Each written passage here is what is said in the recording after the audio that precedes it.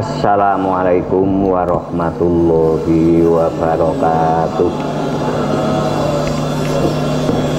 Nahmatullah alladzi jalla sana'uhu hamdad katsirin wa nu'tihi imanal mu'minin wa nufiru fi wahdaniyatihi iqraras shadiqin wa nashhadu alla ilaha illallah rabbul alamin wa nusolli wa nusallimu ala nabiyyina Muhammadin sayyidil mursalin wa ala alihi wa ashabihi thayyibin at-thahirin, amma ba'du. Yang saya hormati bapak-bapak, ibu-ibu, mas-mas, mbak-mbak, yang semuanya saya hormati. Alhamdulillah pada kesempatan pagi ini kita bisa melanjutkan tholabul ilmi. Kita masih di permulaan surah Al-Isra, masih ayat yang kedua, yaitu perjalanan dakwah yang dilakukan oleh Nabi Musa alaihissalam, dan harus menghadapi perlawanan atau penolakan yang menolak dakwah atau menolak kebenaran tidak tanggung-tanggung, yaitu sebuah kekuatan politik yang sangat kuat, yaitu Fir'aun. Kita sudah 2 kali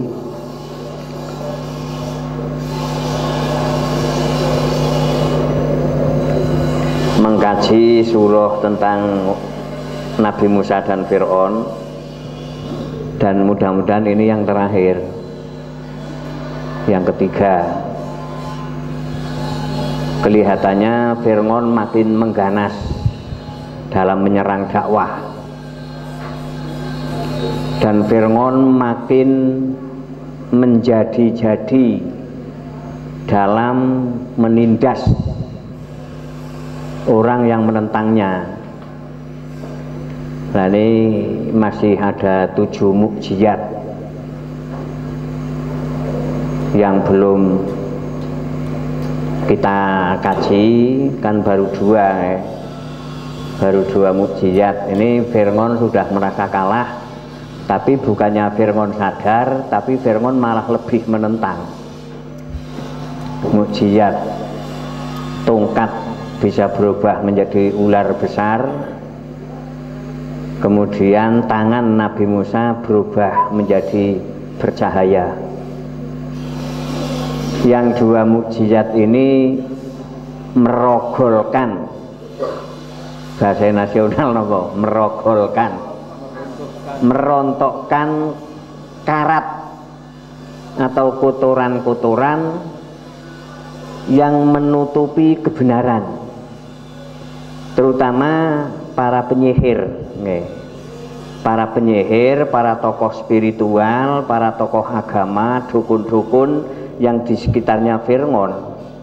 Ini begitu mukjizat perang versus sihir, mereka menyaksikan mukjizat itu langsung iman, sehingga karat atau kotoran yang menutupi kebenaran, sehingga mereka menjadi tersesat dan mengikuti jejak Fir'aun. Setelah berhadapan dengan mukjizat Allah yang dibawa Nabi Musa 2, mereka penyihir ini, dukun-dukun ini, tokoh-tokoh spiritual ini langsung beriman. Ini kita masih mengkaji ayat yang dulu. Ini untuk mukadimah agar nyambung. Lah, setelah para penyihir, tokoh agama, spiritualis yang melingkupi kerajaan Fir'aun ini tunduk pada mukjizat, mereka menyatakan iman. Disinilah Fir'aun makin mengganas, sehingga ancaman Fir'aun bagi penyihir yang beriman ini dipotong tangan kanan, dipotong kaki kiri, kemudian tangan kiri dicincang dengan tangan kanan, kemudian disalib, dipanggang di padang pasir. Ini ancaman untuk para penyihir yang beriman. Lah, perjalanan ini oleh Allah di Al-Quran dihentikan. Kelanjutan para penyihir nasibnya seperti apa, saya cari tidak ada. Sehingga memang mungkin itu sudah dianggap cukup oleh Allah. Sehingga tidak, layarnya itu tidak dibuka lagi. Sehingga kita juga tidak perlu memperpanjang tentang para penyihir kemudian nasibnya seperti apa. Itu tidak perlu. Yang paling perlu kita terus mengkaji bagaimana kebatilan ini menghambat kebenaran. Bagaimana iman ini harus menghadapi kekafiran. Lambangnya adalah Nabi Musa dan Fir'aun. Ini yang terus di Al-Quran perjalanan ini diterangkan. Nah, begitu para penyihir, para dukun, para tokoh agama, para tokoh spiritualis yang melingkupi Fir'aun sudah iman semua, Fir'aun makin menjadi-jadi dalam kekejamannya. Dan Nabi Musa sudah mulai mendapatkan angin, bangsanya yaitu orang Israel ini sedikit demi sedikit ada yang beriman mengikuti Nabi Musa, terus mendapatkan wejangan-wejangan, tapi kemerdekaan ini belum dilepas. Jadi santrinya Nabi Musa atau kaumnya atau bangsa Israel ini mengikuti Musa, sambil mengikuti Musa tapi sambil diancam oleh Fir'aun dan mereka ketakutan. Tapi Nabi Musa sudah mendapatkan tempat, sehingga dakwah ini mulai lancar walaupun pengikutnya sedikit dan mayoritas kelompok ketakutan, kelompok minder. Persis Islam di Jawa sing wis 350 tahun dipermak karo Landa. Jadi munculnya generasi ya generasi minder. Niki nek mboten cepat didandani nganggo Quran, putra wayahe jenengan akan mengalami nasib yang sama dengan panjenengan. Nggih. Mengalami agama yang menyimpang tapi tidak menyadari kalau itu menyimpang. Karena yang menyimpangkan adalah Fir'aun Jawa. Nggih. Fir'aun Jawa yang dididik oleh Belanda itu. Nah, untuk mensemati itu kita perlu mengkaji perjalanan dakwah yang dilakukan Musa ya menghadapi Fir'aun seperti itu. Suatu saat dalam pengajiannya ini Nabi Musa ngedem-demi santrinya agar bersabar. Ini kita ke surah Al-A'raf, Pak Dokter. Surah Al-A'raf sebetulnya di surah Al-A'raf ini panjang, mulai dari ayat 103, tapi kita meluncat ke Al-A'raf 128. Bagi yang membawa Al-Quran bisa ke sana. Al-A'raf 128.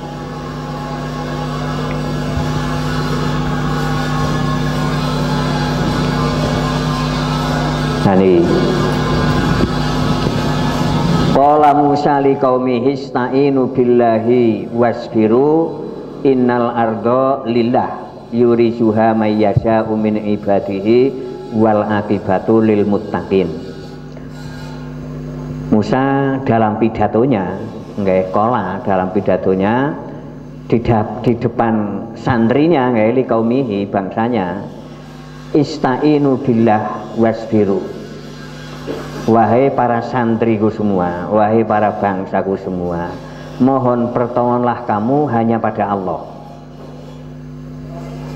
Inilah awal pendidikan tauhid nih. Kita jangan sampai mohon pertolongan pada selain Allah, walaupun itu roh dianggap suci.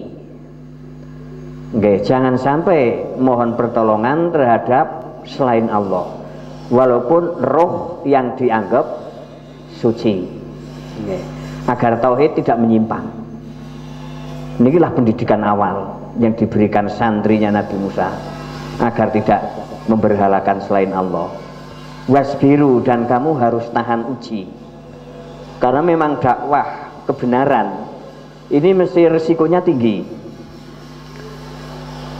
seperti yang dialami oleh Nabi Musa dan santri-santrinya. Ditindas bertahun-tahun oleh Fir'aun, lah Nabi Musa muncul memberi harapan-harapan. Harapan yang pertama bahwa bumi ini, terutama bumi Mesir ya, karena Musa dakwah di Mesir, bahwa bumi Mesir ini milik Allah, bukan milik Fir'aun, dan Allah akan mewariskan bumi Mesir ini, terserah Allah untuk siapa. Ini harapan yang diberikan oleh Musa kepada santrinya, sehingga santri memahami, oh iya, berarti Mesir milik Allah, bukan milik Fir'aun. Sehingga santrinya Nabi Musa yang tertindas ini juga berhak mewarisi Mesir, karena itu milik Allah. Nah, ini harapan mulai muncul nih. Wal akibatu lil muttaqin.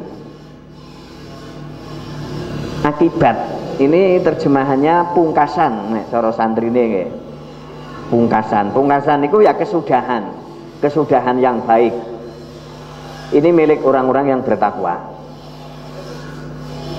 Berarti target agama niki nggih, takwa.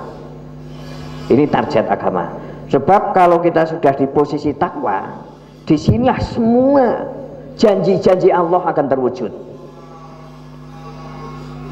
Janji Allah akan mempermudah yang sulit. Ini juga di posisi takwa.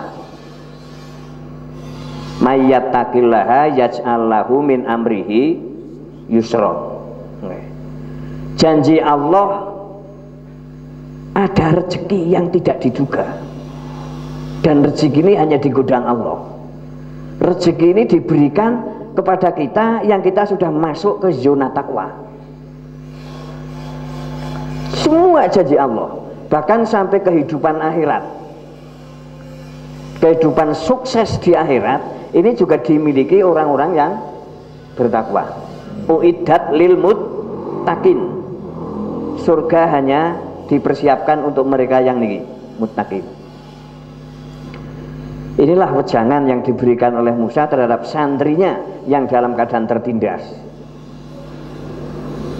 Santrinya juga ikut usul nih, oleh ngendika. Siji kalih zaman kula teng pondok, ora oleh usul, ora oleh takon. Niki kudu apanane ditampa. Lah niki lah pendidikan turahan londo. Mila nek ora karo ming Quran ya landa terus. Mila kalih ming Al-Quran men proho jebul, santri juga berhak usul, juga punya hak untuk berbicara. Kalau kemarin kan Nabi Musa usul 10 usulan pengersane Allah, kula siap menghadapi Fir'aun, ning kula jaluk 10 penjalukan dituruti kabeh niki. Tapi di pendidikan kita tidak semerdeka itu. Dan ini antara guru dan murid nih. Nalika guru memberikan wejangan seperti ini, your murid ini ada waktu untuk usul dan untuk matur, untuk mudharasa. Mature ngoten kalu Pak Guru, untuk memudahkan pendidikan. Ya santri maere kalih gurune kan mungel Pak Guru. Nah ini bangsa Israel yang menjadi santrinya Nabi Musa, ini kita permudah memanggil Musa sebagai guru. Pak Guru, kula matur kalu iya pripun? Udzina min qabli an ta'tiyana wa min ba'di ma ji'tana. Nek bab menderita, bab sengsara, bab ketertindasan, udzina niki jenengan dereng dugi ngriki, dereng rawuh mriki, kula pun jembalane tersiksa. Ngantos jenengan saniki pun teng ngarepe kula nggih tetep tertindas kula. Niki. Nikilah dakwah. Dakwah bukan hanya mengatur tentang sholat, bukan hanya mengatur tentang wudhu, tapi bagaimana masyarakat yang tertindas ini terangkat. Ini dakwah, milo resikonya tinggi, karena harus menghadapi penindas. Mana sekarang penindasnya loro, gurune ya menindas, firmone ya nindas. 1000 tahun agama menindas, tidak ada yang berontak. Persis di Eropa.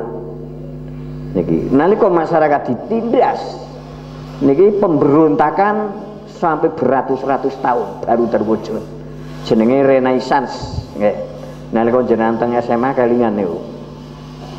Ternyata santrinya niku usul, Pak Guru, lah nek bab uzina tertindas, menderita, siksa, diingkuk-ingkuk, diteror, intimidasi, niku pun jembalane kula Pak Guru. Jenengan dereng dadi gurune kula saniki, nganti jenengan dereng dugi ngriki kula pun biasa. Udzina min qabli an ta'tiyana wa min ba'dima ji'tana. Nikilah kedekatan seorang murid dengan seorang guru. Kedekatan seorang hamba yang ditindas dengan seorang pembaharu. Niki kudu cepat niki. Ora cepat nggih mboten bangkit perjuangan ini. Jawab Pak Guru pripun? Memberi kalimat harapan lagi nih. Asa rabbukum ayyuhlika aduwakum wa yastahlifakum fil ardi. Fayan dzuru kaifata malun. Nggih, kula pun paham murid-murid Gusdaya bilih jenengan memang uripe ditindas, sengsara, menderita, ngenes. Nggih. Saking ngenese wong liya oleh ngentut, wong terjajah ngentut ora oleh. Niki kula ngraosaken teng lembaga-lembaga penting nih. Nek guse sing ngentut niki ora ana wong botak. Paling dhuwur muni masuk angin apa Gus. Tapi nek santrine sing ngentut, walah. Paling mongor-mongor niku karo duasungi batruke, suarane elek. Karo muni dekisi beduk apa ta? Batang apa ya? Niki. Bahasa-bahasa penindasan niki justru muncul di lembaga-lembaga agama. Nikilah warisan penjajah. Berbeda dengan ini. Jadi murid saged usul, saged matur, saged ngudharasa. Ngangkluh kono, sak ngangkluh-ngangkluh tak rungokna. Lah sakwise santrine Nabi Musa ngangkluh niki rampung, lajeng gurune Nabi Musa ngendika niki. Ngasa rabbukum ahyulika aduwakum. Nggih bapak-bapak, ibu-ibu, mas-mas, mbak-mbak, mugi-mugi niki Nabi Musa teng ngarepe santrine, mugi-mugi Allah membinasakan mungsuhe jenengan. Niki murid nggih mirengaken wa yastahlifakum fil ardi, lan mugi-mugi ngasa niku termasuk huruf kalimat harapan nggih. Huruf taroji nggih, kalimat taroji, kalimat harapan. Mulane nek Departemen Agama nerjemah nggih mugi-mugi atau semoga nggih, mudah-mudahan. Mudah-mudahan itu kalimat harapan. Dan niki mudah-mudahan atau kita bersama berharap, ngoten. Terjemahannya bisa seperti itu. Wahai santri semua, kita semua berharap pada Tuhan kita, pada Rob kita. Mudah-mudahan Rob kita menghancurkan musuh kita. Ini doa Nabi Musa, harapan Nabi Musa di depan santrinya. Wa yastahlifakum fil ard. Dan Allah Rob kita akan mengangkat kamu sebagai khalifah di negeri Mesir. Fil ard ini negeri Mesir. Niki mengapa Allah menggunakan tidak fil Misri? Karena agar ini menjadi pelajaran internasional. Karena hanya Al-Quran yang internasional, yang universal, yang tidak dibatasi waktu, tidak dibatasi tempat, dan tidak dibatasi generasi. Niku hanya Al-Quran. Kalau hasil ijtihad niku dibatasi waktu dan dibatasi tempat. Maka kalau kita tidak sering dikontrol dengan wahyu, agama ijtihad akan menyimpang menjadi agama nenek moyang yang lokal sekali.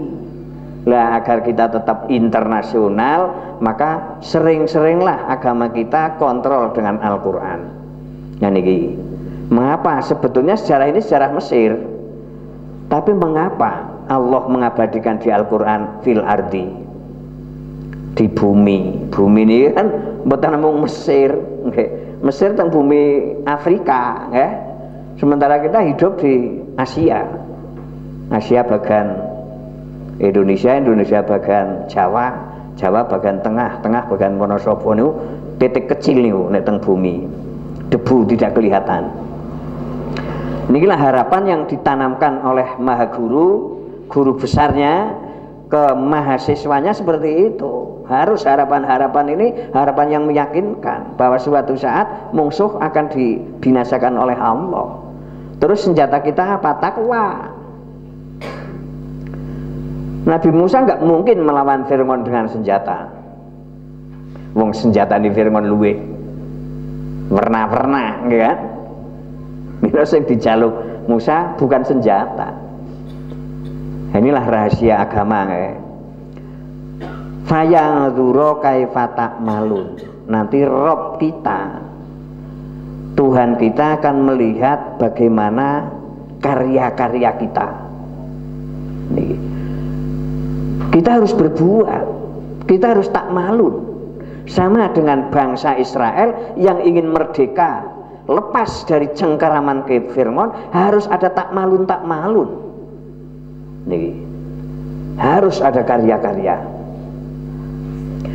Ternyata di balik itu Fir'aun tetap makin mengganas, karena Musa tetap dianggap sebagai ancaman. Padahal anak angkatnya nih sebagai ancaman, sehingga Fir'aun dalam penindasannya, dalam kearogansinya, dalam kekejamannya, ini makin menjadi-jadi. Sehingga Allah harus menurunkan mukjizat yang ketiga kalinya. Ini di Al-A'raf yang ke-130 nih. 130 Mas, munggah Mas. Ini walaqad akhadna fir'auna bisinina wa naqsim minas samarat la'allahum yadzakkarun. Asline iya tadzakkarun, dan tak niki diganti dzal kemudian diidghamkan. Niku sorofnya seperti itu gramatika Arabnya. La'allahum iya tadzakkarun bisa, la'allahum yadzakkarun juga bisa. Boleh semua itu, qiraahnya seperti itu. Nah, karena Fir'aun makin menjadi-jadi dan kedatangan Musa sebagai sang pembaharu, sang pembaharu di Mesir, agar Mesir hidupnya ini di Israel, agar kehidupan Mesir dan Israel ini baik, tidak dicengkeram sang penindas. Nah, ini dai harus memiliki kekuatan seperti itu. Kemudian Allah, karena Nabi Musa total takwa ke Allah, sehingga yang menangani Fir'aun langsung Allah. Jadi pikiran Nabi Musa memikirkan dakwah. Orang jur mikir bengi maca hizib prigi bisa di Fir'aun rekor niku mboten. Itu malah makin pikirannya tidak baik. Mendingan malam untuk tahajud, mendekatkan diri ke Allah, untuk sinau agar dakwah ini benar seperti apa. Tuangi bengi joko tuas buah hizib damal. Muga-muga Fir'aun bosong, Fir'aun tekor, ya semakin orang genah-genah niku. Ternyata Fir'aun tetap malah orang tekor-tekor, malah makin gegah. Lah nih, akhirnya mulai maido Allah. Nikulah penyimpangan-penyimpangan. Mila nek ora dikontrol ngangge wahyu, saya pernah di alam itu. Nggih. Tak malu niki yang diarahkan Allah, karya-karya yang diarahkan Allah. Sehingga kalau kita menurut Allah sudah berkarya, sudah berbuat, sudah tak malu, maka Allah yang akan menangani. Contohnya ini, walaqad akhadna ila fir'auna bisinina wa naqsim minas samar la'allahum yadzakkarun. Akhadna niki nek teng mriki tafsirane qadaina, walaqad qadaina. Allah memberi hukum, hukum. Sungguh aku beri hukum keluarga Fir'aun dengan kemarau panjang bertahun-tahun. Sinin bisinina niki. Niki birang-birang tahun niki nggih. Wanak ini mukjizat yang ketiga. Melalui fenomena alam. Nggih. Kalau kemarin yang dua memang murni tidak melalui fenomena alam ya. Lah ini melalui fenomena alam. Yang ketiga, kemarau panjang bertahun-tahun sehingga krisis. Mesir krisis berat. Wanaksi minas samarot, sampai masyarakat kekurangan buah. Kekurangan buah berarti kan kehilangan protein ya. Jadi rezeki yang paling baik itu buah. Karena di sana full proteinnya. Saya membaca di buku kesehatan dan di buku anatomi, sel-sel otak yang mati ini penggantinya protein, bukan karbohidrat. Okay. Mengapa kita menjadi manusia ngantukan? Karena terlalu banyak mengkonsumsi karbohidrat. Ora tau mangan buah. Nek dahar sarapan seguane sepiring lawe mie lawe mie mangken temadang karo tempe kemul niku tempene sejempol kemule alun-alun nan karbohidrat kabeh niki genau kriyik kerupuk niki nek digawa ngantor yang ngantuk, gawa ngaji ya ngantuk. Kudune macul niku. Niki lah kita seperti itu. Jeneng wong kurang buah, niku ngisine mesti bebelen. Wis saling dahar ngelege ya angel, gedhe ngetokna ya angel. Krisis berat itu seperti itu gambarannya.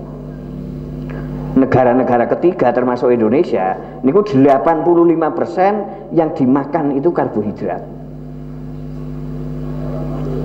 Nggih. Kula tahu ditakoni kalih Mbah Kyai. Mas Kyai, napa Mbah? Sampan kau ora tau ngantuk. Kula nek mangan protein ke Mbah. Kula terus niku nggih. Kula nek madang ya tahune karo segane akeh tahune. Karena kulo memang memahami Al-Quran. Fal yanduril insanu ila ta'ami. Sebaiknya apa yang akan dimakan ini diperhatikan. Nggak mau ngarep mikir kah? Seguane sepiring bentrang, lawe mie, warung kerupuk, ya mesti turu. Kala-kala dolan ning metropolitan jenengan, mlebu nang restoran Jepang. Niku segane niku titik, ning grame niku geden-geden. Nek jan weruh gila. Wole. Segane nggo lawuh. Nggih. Mulane pinter-pinter Jepang niku, protein. Niki Mesir pernah mengalami krisis sing remek kados niku. Kemarau panjang sing dipangan karbohidrat, protein hilang nih. Wanaksi minas samarot. Mengapa Allah memberi tekanan seberat itu? La'allahum yadzakkarun, agar mereka sadar.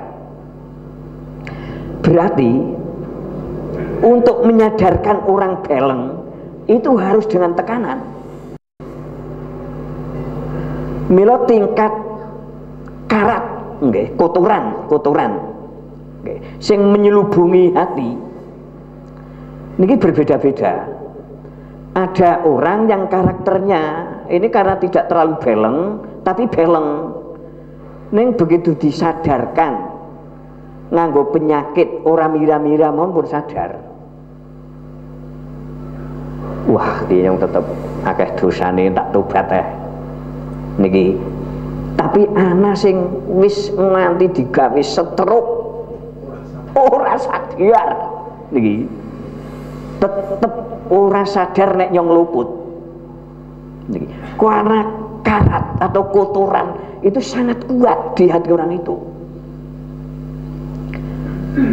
Kula menangi nggih nuwun sewu niki nggih, tidak mengungkap hal-hal yang memalukan, tapi ini memang perjalanan hidup agar kita tidak gagal menghadapi hidup.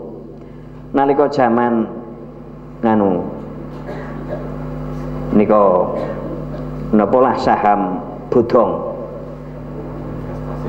nggih ya, ana Raja Wali, ana bawa jenggot, ana apalah nggih niki. Niki kan banyak teman kita yang semua investasi ini dijual, ya dijual. Bahkan deposito diambil, dimasukkan ke investasi perusahaan baru itu. Karena sudah mencoba sebulan, 2 bulan, baik, nggih. Orang ngerti nang burine iblis ini, orang ngerti nih, nggih. Wahnya semua investasi dijual, diinvestkan di situ, rampung. Ana sing 5 miliar ini, nggih, 5 miliar, langsung mlebu rumah sakit, mati separuh. Nggih. Niki wis menceng lambene. Nggih. Pak Yai ngertos mboten sebabe kula mlebet teng mriki. Ya nyong ora ngerti, masih ngerti yang jenengan. Semua harta saya investkan ke sana, Pak. Ternyata sebuah kebohongan. Nah, nih. Terus Mas, pelajaran apa yang bisa kamu ambil? Saya sadar bahwa hidup harus waspada. Niki. Nalika orang kehilangan kewaspadaan, kan padha karo mlaku karo merem, Pak. Nggih. Lah wong mlaku karo merem. Oh, nggih. Lah niki. Perlune ngaji niki teng mriki. Perlune wahyu niku teng mriki.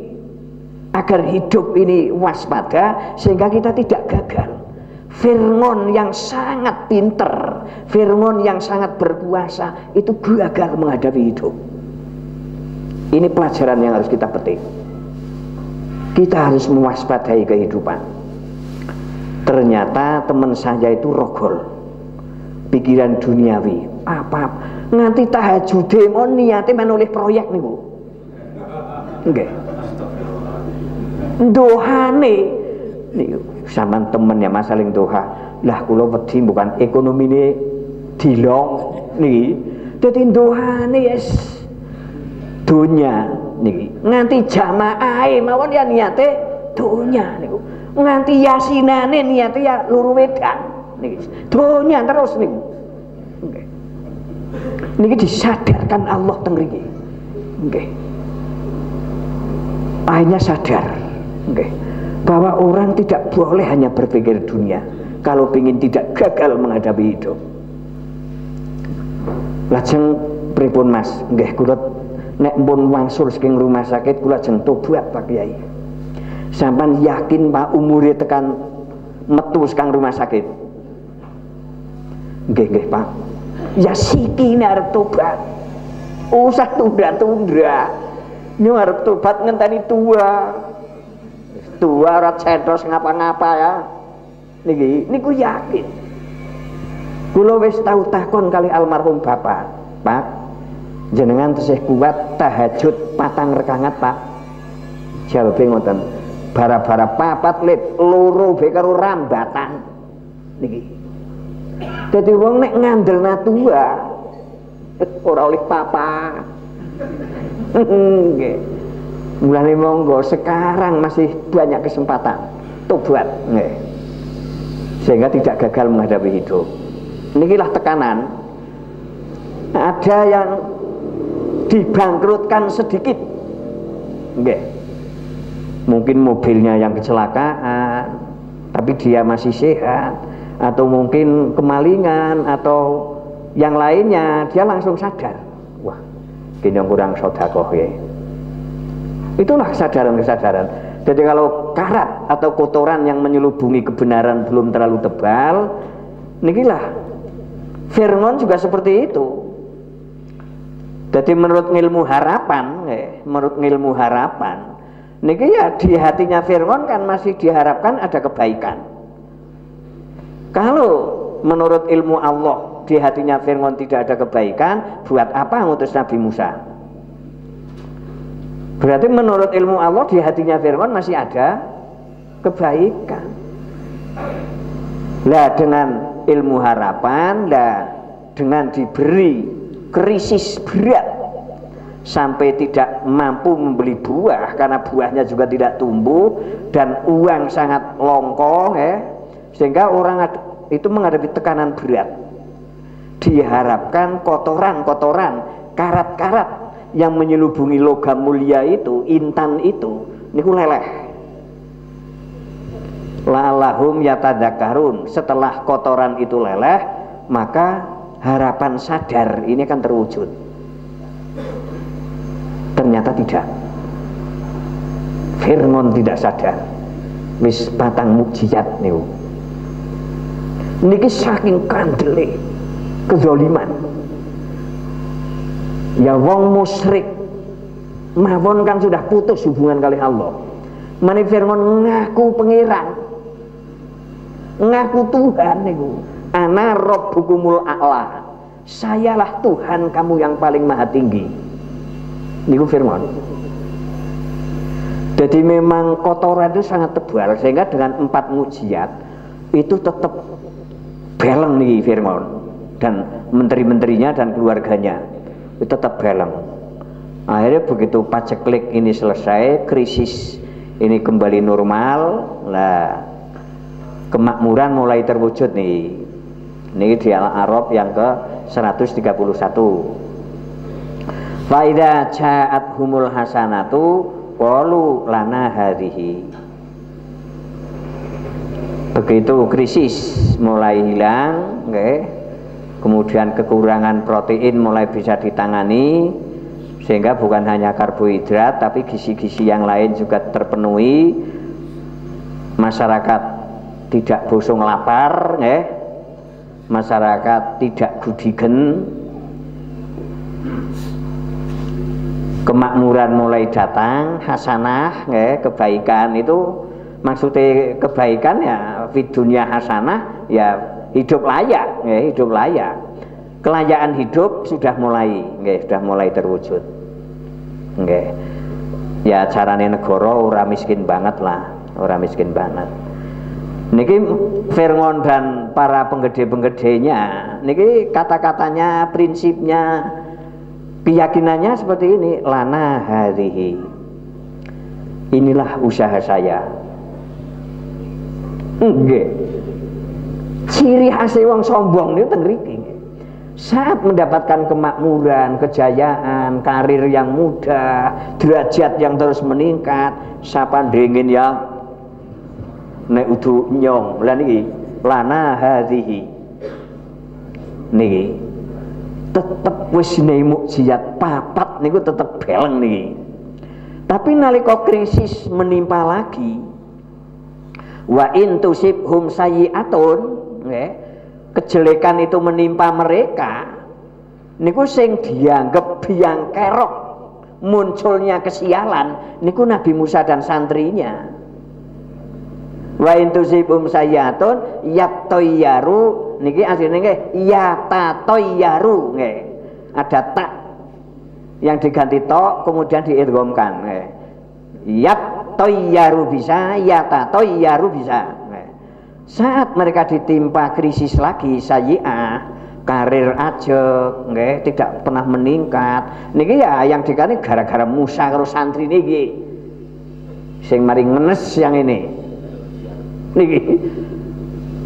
niki lah belenge firman niku, ala inna ta'iruhum indallah. Sebenarnya nasib Fir'aun sak bala tentarane kan ada di tangan Allah nih, bukan di tangan Musa. Musa tidak menguasai nasib. Musa hanya sebagai penyampai, seorang rasul. Walakin aksaruhum la ya'lamun, tapi mayoritas manusia tidak memahami. Kenapa? Ora tahu ngaji. Ora tahu ngaji, ngajine ngaji feng shui. Nah wong Islam mah ngajine feng shui. Gawe omah nang pertelon ya ora weni ya. Nggih. Sunduk sate ngono. Kula ya ora ngerti sunduk sate apa. Niki. Jadi ngaji ya wahyu. Kula wis tau niki ngadepi urip sayyi'ah. Krisis berat nih. Kula duwe kanca. Weruh nek kula sengsara niku. Wah, melas temen Mas Kyai sampean urip rasane abot banget kok. Oke. Cara wong gendronge ya gendrong slender ya nyong. Nggih. Karo apa nglumpang nyunggi pawon. Pawon zaman kuno nggih, Bu. Nggih. Bayangna gendrong slender apa nglumpang nyunggi pawon. Kan ora teng menyat. Nah wong cilik yang ngono nggih. Niku kancane kula ngoten. Sampeyan niki luput aling gawe lawang, Mas. Dadi ruang tamu kula niku lawange 5 niku. Nggih, 5. Njur kula taun sing luput ndi, Mas? Niki. Lawang ngarep kali lawang buri. 12. Rezekine jenengan ya 12, ngoten. Niki. Dalam hati saya menolak. Karena saya sudah paham niki bahwa nasib itu tidak di tangan lawang. Nggih. Ning lari niku ya mboten tak tabrak wis keringetan. Waduh nggih kan? Nggih.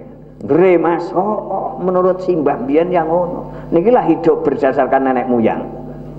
Sehingga kan menentang kebenaran niku. Mulane jenengan aja gondelan banget karo tradisi. Keraket karo tradisi. Niki menghambat prestasi. Wong kures bisa nih gagal akhirate karena terlalu gondelan karo tradisi. Deneng-eneng karo Rasulullah 13 tahun ora pedot. Tetap tradisi. Akhirnya tetap menolak Rasul sebagai Rasul. Lah niki lah terlalu gondelan terhadap tradisi maka akan menghambat prestasi. Niki teng Al-Qur'an seperti itu. Lah akhirnya kancane kula wangsul, kula mikir ora mungkin ana lawang luput. Karena ana lawang luput berarti kan lawang lebu penjara. Niku lawang wis bener. Sing gawe ya tukang pinter, aling jembang mlebu. Karena seorang merugikan tamu. Lah nek jemblange ming jebala saged mawon diluputna. Ana tamu assalamualaikum. Paling jemblang aku sikil gitu kan. Tambune kan keringkangan. Lah niki lawang luput saged niku. Nggih. Utawa lawange esele nang dhuwur. Nggih. Niki diluputaken sampai sekarang enggak saya rubah. Karena saya mengalami tekanan hidup yang error itu bukan alamnya. Bukan lawangnya, yang error bukan Allah, tapi saya sendiri. Setelah saya pikir banyak keeroran hidup. Nek mboten teng Al-Qur'an saya tidak menyadari. Karena orang sudah menganggap saya sebagai al-mukarram. Malah nek dong muludan komplit. Al-mukarram sahibul tetek bengek. Nggih, sahibul qaromah, sahibul ijayah. Enggak mungkin saya menyadari kalau saya dalam keadaan error. Tapi begitu saya tenggelam teng Al-Qur'an, baru saya sadar, walah, dene nyong error. Ternyata betul. Senajan lawang ora tak ganti, wah, rezeki wis kekep saniki. Ora bebas. Mengapa tidak saya ganti? Karena saya punya Pak D, punya paman sing uripe ora nggrobahi omah tok. Niki uripe padu bae karo bojo njur sowan mbahne.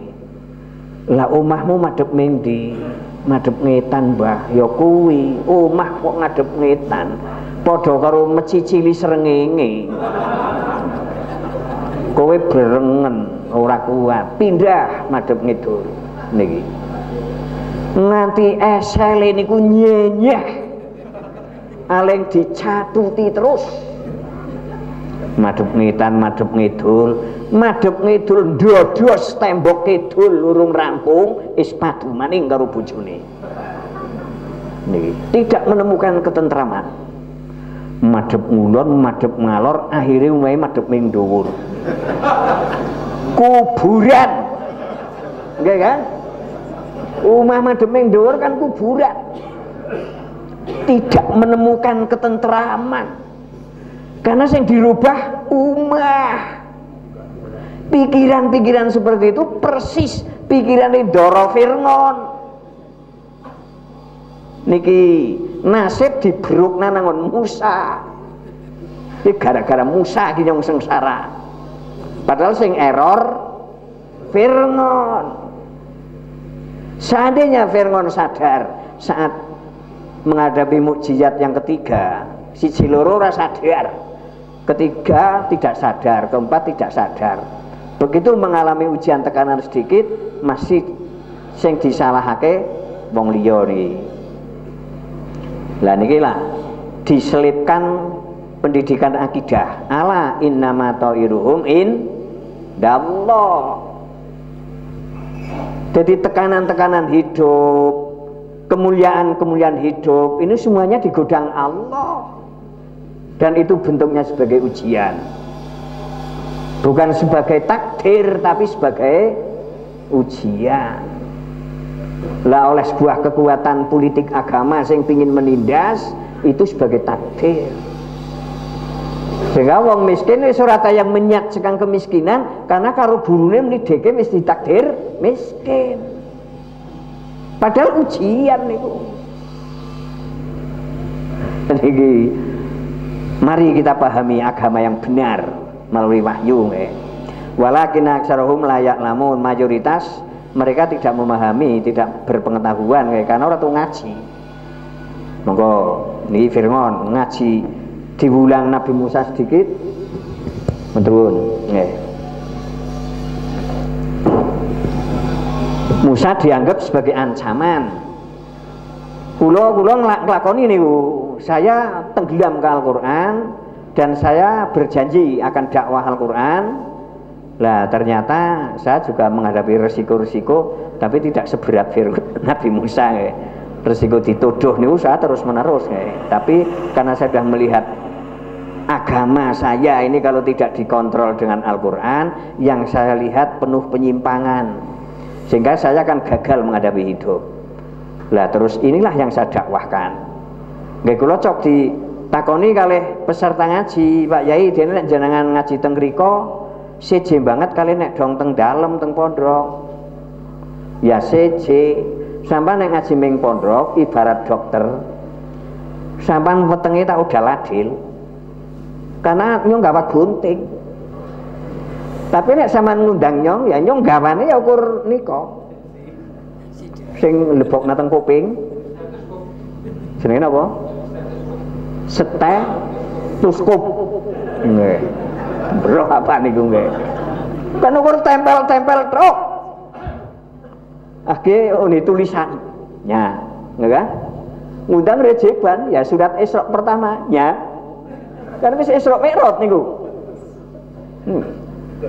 Tapi nek jenengan tekan rumah sakit, dioperasi sampean. Karena nek ora dioperasi ora mari. Ya niki lah langkah sing kuat ngaji setu niki. Niki ngaji wis belasan tahun. Langkah sing kuat, ana sing ping 4 tok leren sprene ora ngaji malih niku. Ana sing 2 tahun nggih leren pamit karena wedi karo kiai ini. Lah niki nggih. Niki lah dakwah risikonya seperti ini.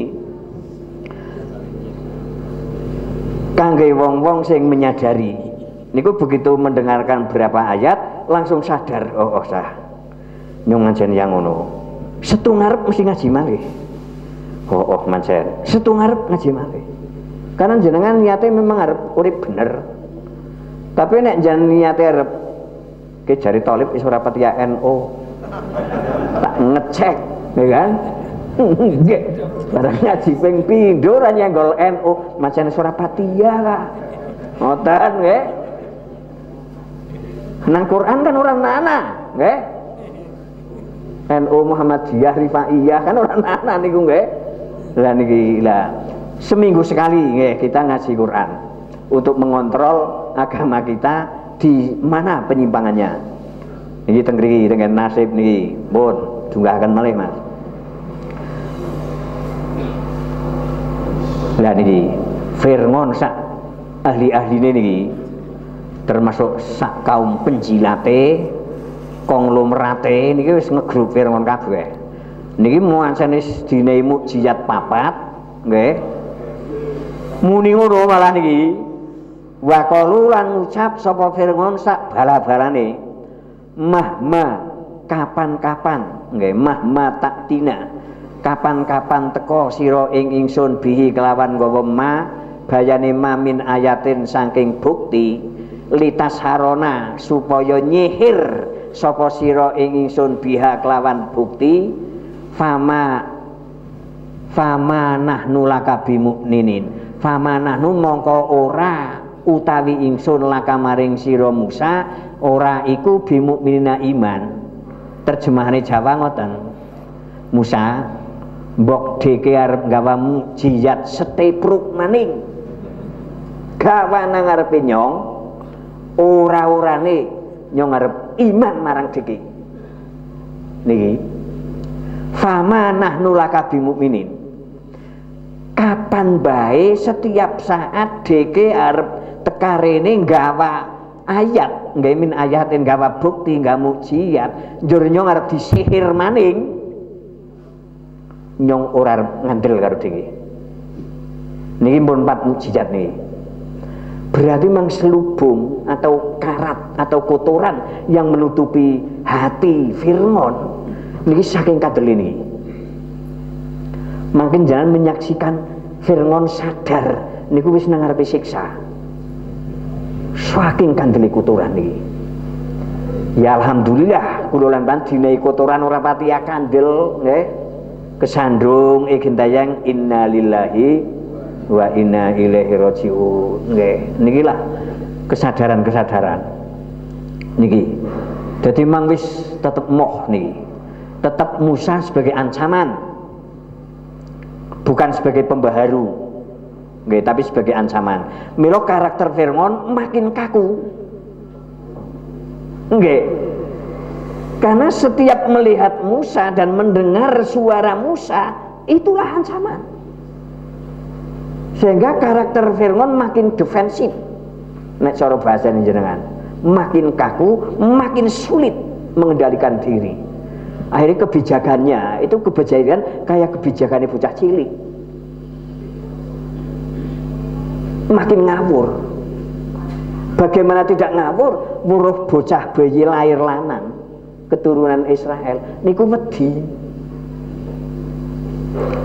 Ibu-ibu nih, ibu-ibu nate mireng wonten wong nglairaken bayi pun brengosen dereng. Untune pun komplit dereng nate. Ning mandene Fir'aun wedi karo cah cilik lahir lanang. Berarti kan menurut kajian psikologinya itu Fir'aun sudah paranoid itu. Sak dhuwure fobia. Nek fobia niku ya wedi karo perkara sing ora rasional ya kan, fobia. Weruh patung polisi teng ngarep Poltas nika rasane urip. Niki mun paranoid niki. Udah adangan kayak adangan. Weruh pramuka rasa polisi jelas tidak sehat niki. Nek ora paranoid ya OD. Ngertos OD? dosis niki. Niki Fir'aun tidak sehat dalam memimpin. Jadi Musa sebagai ancaman, saya mendengar suara Musa saya deg-degan. Melihat bayi lahir pikiran Musa dia. Gede-gede jadi Musa. Mila wuluh bayi lahir pateni. Sing kon mateni RT-ne niku. Cara saniki nggih. Nek RT-ne ora gelem nyembelih, RT-ne sing di sembelih. Peraturane Fir'aun niku. Walah, kejem temen. Menurut Syekh Nawawi teng tafsir Munir ya, tafsir Sanawi niku Fir'aun tek bayi 12.000 niku. Sing tumbal kekuasaane Fir'aun. Tetap Musa sebagai ancaman. Niki. Akhirnya Allah memberi mukjizat yang kelima. Nggih. Niki. Fa arsalna alaihim tufana wal jarada wal kumala wa dawati'a wa dama. Ayati mufassalat. Mun patang mukjizat tetep belenge Fir'aun sak rumbungane tetep ora sadar. Akhirnya inilah mukjizat yang kelima. Mesir banjir bandang. Jenengan mirsani Jakarta banjir mon wis gelah. Nggih. Mobil-mobil mewah. Kengklem kabeh. Nggo ana sing nang dalan keli, sing duwe ora tayang ngoyo. Niku gambaran banjir nggih. Dereng dangu kan Jakarta ngalami kados niku. Nggih.